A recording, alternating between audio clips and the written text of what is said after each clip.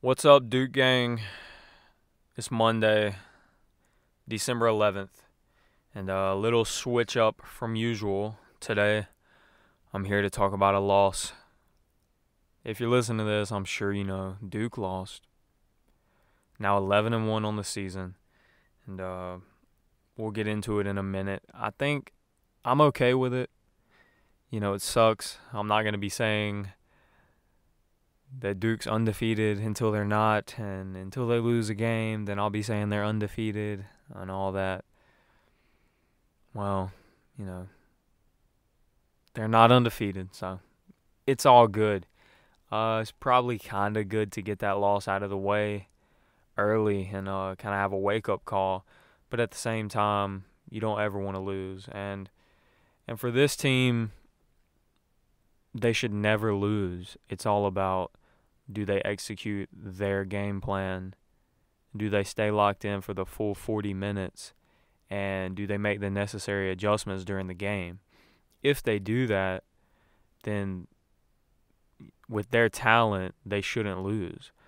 As you saw, that they did none of that basically, and they caught that loss pretty early, the very first game in the conference. Starting off right in conference play, last. So it's going to be okay, and it's going to be good to learn from that. But it kind of just sucked, like I wasn't completely mad at the end of the game like usual, where I would just want to break things and act stupid and be a little kid about it. It was more of the fact that just like they got away with so much of all those crazy comebacks recently, against Florida and Texas and things like that, and even beating Michigan State without Bagley, getting away with so much and proving so much so early. It was like, to take this loss, it was like, I guess they kind of had it coming. But for this game, it was back and forth, and we'll get into it.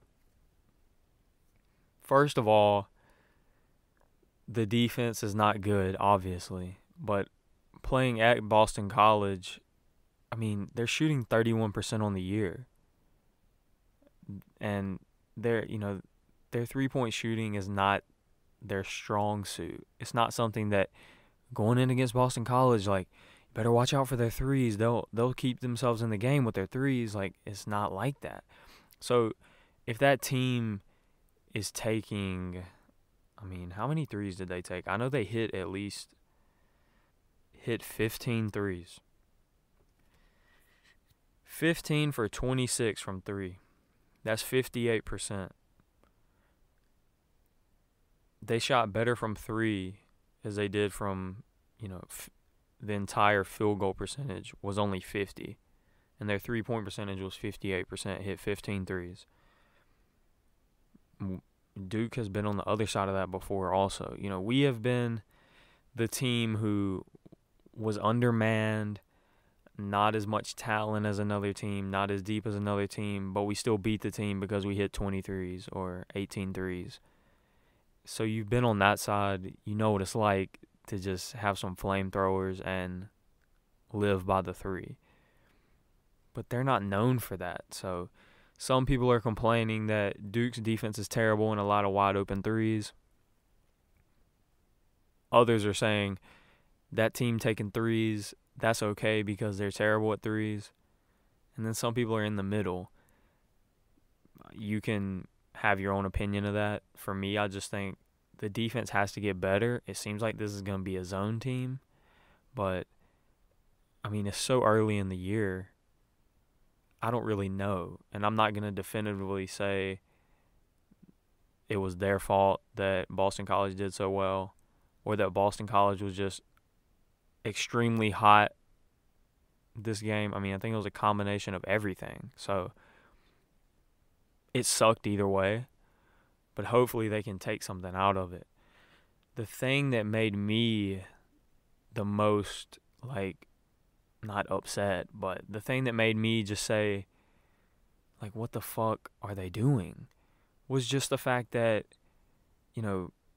not getting it to Bagley and Carter fast enough and not getting it to them enough. Some say Bagley should touch the ball every possession as soon as possible, and until somebody does something about it, I kind of agree. I mean, inside out is the way they need to play. What I think is they need to get the ball to Bagley and Carter or any other big man that's down low as quick as possible. Give them time to work, get it to them as low in the paint as possible. And if the double happens, I've said it time and time again, make the right play out of the double team. Sometimes if somebody's double teaming Bagley, it's still not enough to handle him. But even if he gets double team, triple team, whatever, I trust him, and I think they can trust him to make the right play out of that. For the most, high percentage, he will make the right play. And he didn't get the ball enough. And then if you want to say Carter didn't get the ball enough, that's fair too. I mean, Marvin Bagley had 11 field goal attempts, and 4 of them were threes. That's not okay. I know he can hit the three, but what I'm saying is Grayson Allen had 20 shots. Duval had 10 shots. Gary Trent had 15 shots. Wendell Carter Jr. and Marvin Bagley only had 11 shots and 8 shots, 5 of which were threes. That's not okay for this team. They were never out of it far enough. Don't say like, oh, I wish we could have a bunch of good three-point shooters and shoot ourselves back into the game real quick. Yeah, that's great and all. But also, if you get the ball in the paint and take high percentage shots, which Marvin Bagley and Wendell Carter, their definition is high percentage shots, and then you get on the defensive end and make the appropriate stops like you should, you don't ever even need a three. And that's just a fact, but it's not like they don't have the capability to hit the three. It's just that's the talent that this team has, and that's the way they should use it. And even Coach K said, we didn't get the ball to the right people at the right time, and we didn't get the ball to the right people enough. And what he's talking about is Bagley. If Grayson Allen has 20 shots, then Bagley should have 30 shots. So that's, I mean, man, it sucks to see that. I'm trying to total it up, but I'm a little slow right now. That's 45 shots for Grayson, Duval, and Gary Trent Jr. compared to 19 shots for Carter and Bagley. It's usually not that lopsided. It's usually not that much of an advantage to the guards, and it shouldn't be. But you saw in the game that they just didn't get the ball to Bagley enough. And I don't know if he was mad about it or if he said anything to anybody or if the coach made it a point. Coach K and the coaching staff is telling them what needs to be done, and it just seems like it didn't happen. It seemed like they were kind of rattled. Like, I like when Duke pushes the pace, when they push the pace the correct way, which is getting stops, getting out in transition, having numbers, and making the right pass or, the appropriate fast break. I don't like when the other team makes a shot, which they were doing a hell of a lot of, and then Duke inbounds it, and then one of the guards tries to go 5-on-1 and take a terrible shot. So if you're not getting stops and getting out in transition, then Duke's good at slowing the pace and playing their pace, not somebody else's pace, especially when Boston College is flame-throwing threes every possession. So it seems like they didn't really slow the pace. They seem sporadic. They seem not together as a unit, and that's on both ends of the floor. And you saw that. And like I said, Bagley only having 11 shots, and he played every single minute of the game, and he had 11 shots. That's an easy way to have a close game with a team that you should beat. Duke was favored by 15 points, I think. And I mean, just everything with this game was just like cringeworthy. Like, what? At times, it looks like Grayson's kind of doing a little too much and getting kind of emotional. They're being rough and kind of pushing him around, and the crowd's going crazy. The players are getting hype, and it just looked like he was a little emotional and doing a little too much and trying to do everything on his own. He shot 5 for 20, 1 for 9 from 3. So, that doesn't necessarily help anything. And then Gary Trent was hot, and even for him, it was like he's not, you could have rode him a little more. He was hot. And all of those things combined, it's like the narrative is just the young team in a true away game, they kind of crumbled. And I didn't really – I should probably watch the game again to sort of look for the things that I wasn't necessarily looking for at 12 p.m. on a Saturday while I'm sitting there like, are we really about to lose? By the way, I don't really like 12 p.m. games, and I just like night games, whether it's playing in a night game or what I think other people would like playing in, or watching a night game. Like, I feel like a 7 p.m. game is so much better than a 12 p.m. game, especially when you're the ones having to travel. So, it just seems like it's a little tough to get the energy and the hype and the fire going behind you at 12 p.m. But I don't know. I'm not really a big fan of 12 p.m. games. And what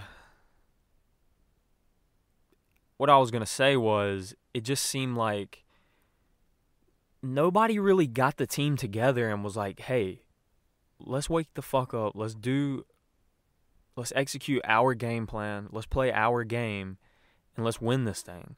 It seemed like everybody was just kind of like, oh, fuck, we just fucked up. We did this. Damn it, I'm mad.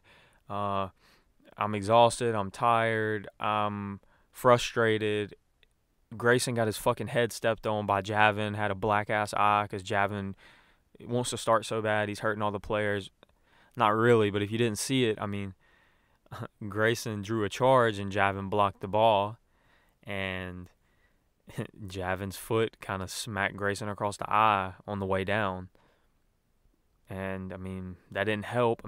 Grayson's taking some hits. He's diving like every play, taking contact on the layups that when he drives to the basket. And then on defense, he hustles and he throws his body out there. He's going to get banged up again. It's only a matter of time, and you saw it in that game. I just hope he can kind of just find a way to mitigate the injuries and just stay as healthy as possible.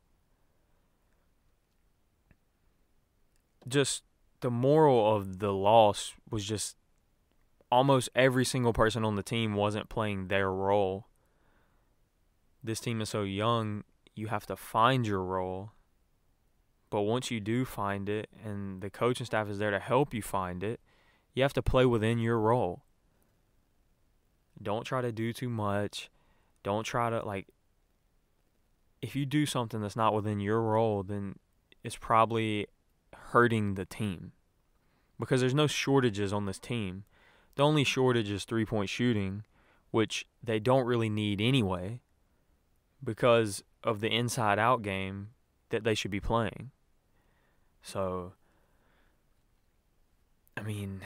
that's that. Other than that, there was a bunch of videos being released of a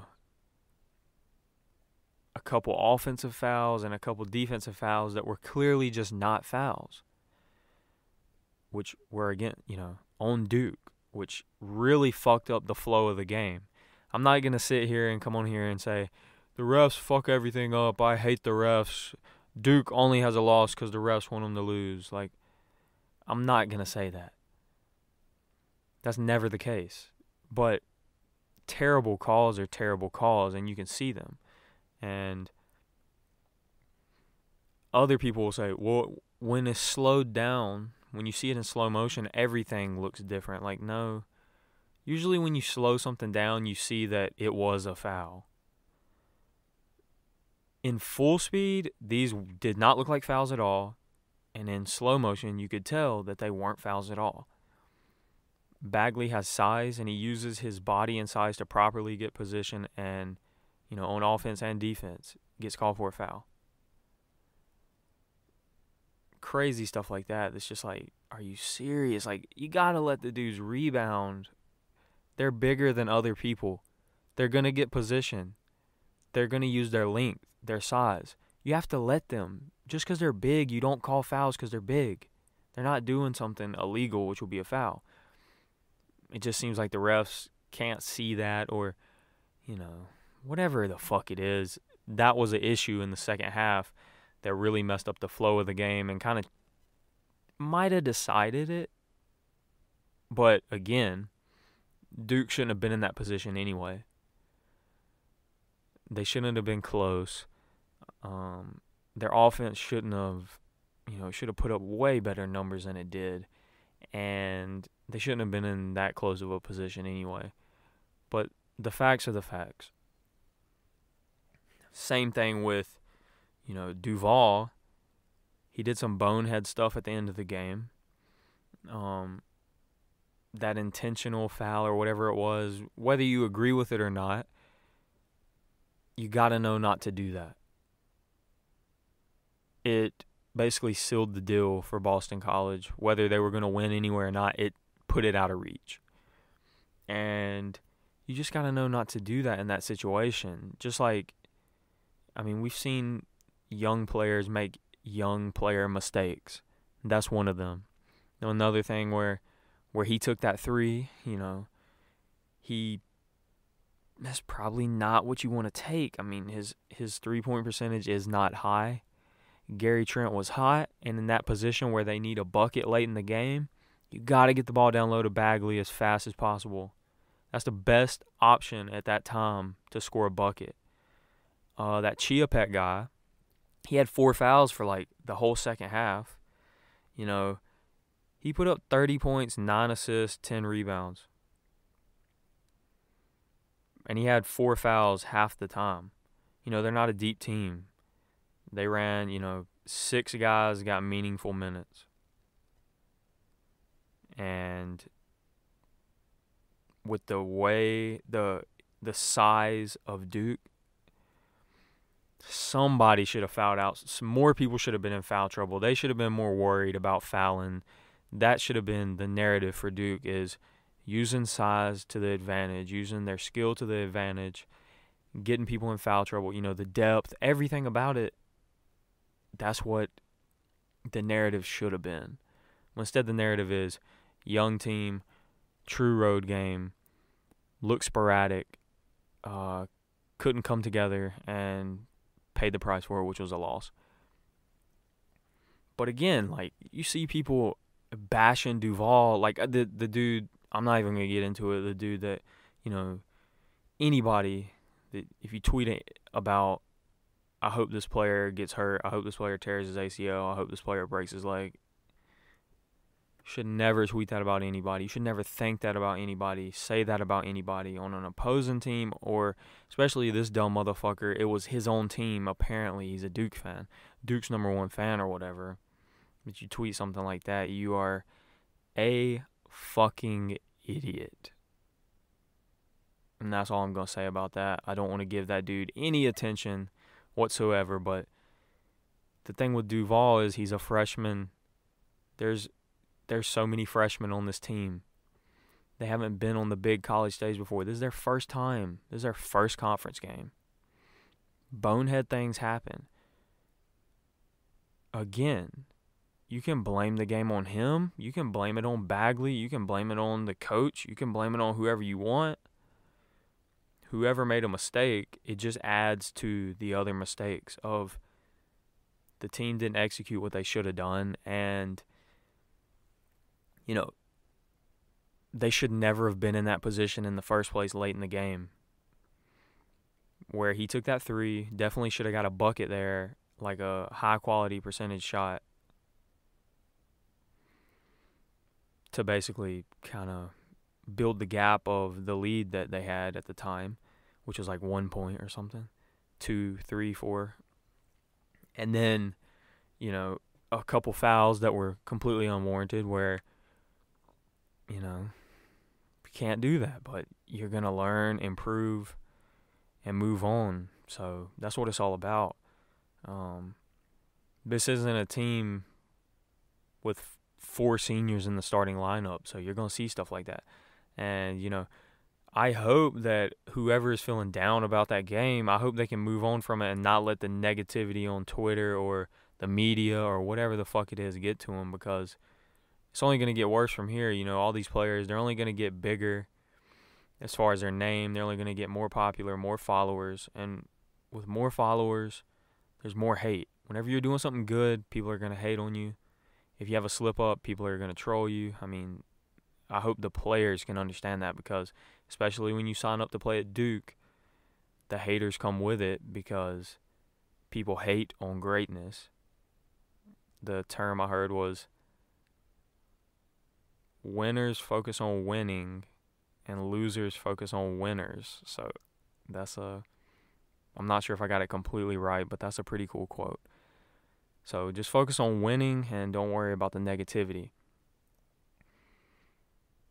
The only thing other than that is, you know, it was like, I felt like O'Connell should have got more than 2 minutes.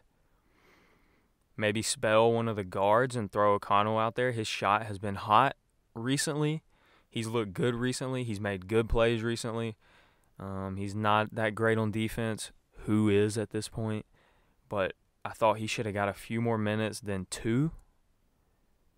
I mean, if some of those shots that Duval took, or even some of those shots that Grayson took, were O'Connell, you know, if we're just not getting the ball to Bagley and we're taking threes, like, O'Connell's one of the guys that won't throw one up.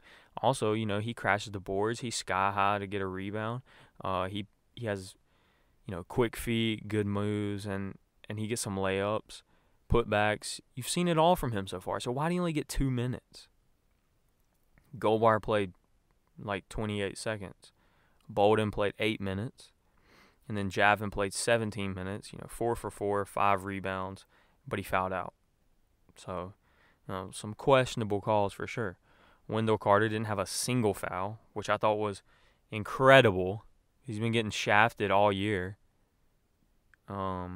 He's also done some, you know, you commit fouls, it happens. You're a freshman. He's also been getting the shaft. Yeah, he had 10 points, 6 rebounds, 29 minutes. Like I said, he only took 8 shots. Bagley only had 11. I can't stress that enough. He should never have 11 shots. Like, what? Especially against a team where they're undersized and have no depth. We're not using the weapons the correct way. So, I mean, I'm not necessarily complaining. The loss is the loss. Move on. Win or lose, you got to improve. That's such a corny line that I just said. I didn't mean to rhyme that, but either way, it's all about improving. And if you lose, you definitely have room for improvement. So that should be their mindset going into this break. As you know, or if you don't, they will not play again until December 20th at 7 p.m. on ESPN2 against Evansville. So that's at Duke. They should win. And then December 30th, 2 p.m., they have a tough game against Florida State. I think Florida State is still unbeaten right now. Number 19 team in the country. It's at Duke, which is a good thing, but that's going to be a tough game. Seems like the Florida teams always give Duke a hard time. It just always seems that way. I feel like Miami and Florida State always have at least one 35-year-old on the team. Like, always. Now, he's a double graduate transfer major. He's only 31. He's still got 4 years of eligibility at Florida or Miami or wherever. I'm like, Jesus, this dude has to be 40. And we play with a bunch of like 17-year-olds on our team. So that's there'll be some tough games. Conference is always tough, as you saw on Saturday. And then NC State after that, and then Pitt after that. So, I mean, getting into the heart of conference play, and I feel like every conference game is a tough game, and if you're not on your A game, one can slip away just like that, and we've already saw that. So, Duke slipped to number 4 in the rankings, followed by Villanova's moving up to 1. They're in a trash conference, so they'll probably stay there for a while, maybe all year. Michigan State's up to 2. Duke beat them, but they've looked great as of late. Wichita State is 3. And Duke's 4, Kentucky's 5. Arizona State 6. Coached by Bobby Hurley, they beat Kansas. A lot of people would say that they should be higher, and, I mean, you can agree with that. And then UNC is at 7, followed by Miami at 8. Miami's still unbeaten. So that's 3 ACC teams in the top 10. And then you got Virginia right there at 16, Notre Dame right there at 18, and Florida State right there at 19. So, I mean, as usual, the ACC is no joke. That's a given. Everyone knows it. And people talking shit about Duke or whoever else, I just wish someone like Kentucky or whoever else just played in the ACC. It would be hilarious. But I like the tough conference play because it makes for a lot of good games. You become battle-tested. That's a fact that Duke is becoming battle-tested already, and conference play just started. So they're only going to get better from here. A lot to work on, a lot to improve. And like I said, like, the main thing is just utilize the weapons the correct way. And when you have weapons, use them. You know what I mean? We need good point guard play.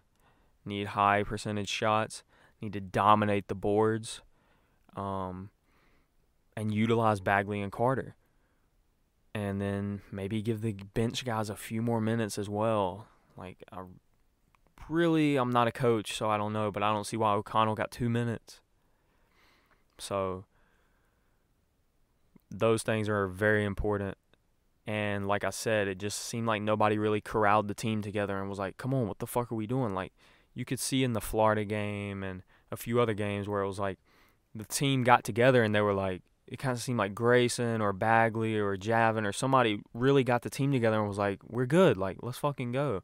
Even Gary Trent, like I said, I didn't really look for it because I was so in the moment of the game, like what is going on? What is going on? We're going to lose. And it was like, we're up by 3. I'm like, oh, I think we're good. And then, nope. Which kind of sucked because anytime Duke's up by 3, 2, 1, whatever it is, with between 3 and a minute to go, I'm like, they're good. Like, they should be good. So I would like to see more of that. But, they have a good break right now, and they have a lot to work on. So this definitely has a different little twist to it. But, losses happen, and it's a marathon. It's not a sprint. This is, one of the first stages of the season. It's a long way to go. So if this becomes a learning experience, then that's fine. You've seen it with past Duke teams taking early losses, and, by March, you can't even remember that loss because they're so much of a different team. So that's what I think. 30 minutes in, 29 minutes in, that's enough for the loss podcast episode of, Duke's first L. Congrats to Boston College. Everyone coming in my mentions who don't even follow me, who just said, oh, did Duke win? Like, asking me, like, they didn't. Please block me back. I can't believe you have time to do that. But trolls are gonna troll. And every single media outlet and every quote-unquote college basketball expert analysis and everyone else has to get their tweets, their stories, their articles. Trolls have to get their tweets out. Duke loss is a holiday. Oh, my God. Like, okay, that's fine. We don't care what you think. Who do you pull for? Like, who do you like? Who's your team? I bet Duke has already or will whoop their ass pretty soon. So I get it. You're celebrating right now. That's fine. That's how I look at it. Like, I can't believe you have time to come tweet me, search my profile, etc., all that things of that nature. But if you staple yourself as a diehard Duke fan or whatever it is, you sign up for that as well. So, same way the players have to deal with hate, so does everybody else. Looking forward to what's next for the team. Is there any other key notes to cover? Jason Tatum looks like Jason Rookie of the Year, 3-point contest shooting winner, Tatum, which is great to see. Highest 3-point percentage in the NBA, which is pretty awesome right now. Kyrie's looking great. Ingram is coming on, looking great. So great to see the Duke players in the NBA. I know Jabari Parker's getting healthy as well. Hope he stays healthy this time. And then that's it. Other than that, my Twitter is full of Bitcoin news, which I don't know what the fuck that is, but I hate myself for not having any. So that's that. And NFL has been crazy. This Sunday, it was pretty wild. You had Wentz going down with the ACL injury. I'm a Cowboys fan. Cowboys are always going to let me down. I know what I sign up for, being raised as that. But you never want to see a guy get injured, especially probably the MVP of the NFL. So it's primetime sports right now. Little break in Duke basketball, but they'll be back ASAP like they never left, just like Grayson Allen. I appreciate all the listens. Saw a few reviews and some feedback. I appreciate that so much. It means a lot to me. And I like reading that stuff. I like chopping it up with everyone on social media. And like I said, I didn't want to sound too repetitive on these little episodes that I throw out every now and then. But I don't think this one was that repetitive because first loss of the season. Hope I don't have to say much else about losses this year. But, that's my take on it. And whatever your take is, I'm sure you have one because everyone has an opinion and you're entitled to it. Thank you so much for the listens. We'll be back after this next win. And if I don't get it out before, I'll get one more out before Christmas. But either way, Merry Christmas. Merry early Christmas. Happy holidays. Talk to you soon, Duke Gang. Until then, we're out.